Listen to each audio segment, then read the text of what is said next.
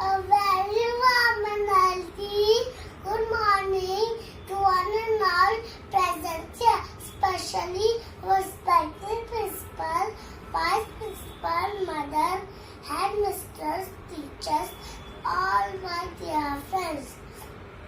Today, on this very special occasion, and on behalf of all Holy Family students and teachers, I, Aslan Khan, extend my gratitude to you, sister. Dear Principal Sister Lizzie, there are no words to share the amount of respect for you. You made the school a living heaven. The students remember you era after era, and your contribution to the school will remain as an unforgettable history.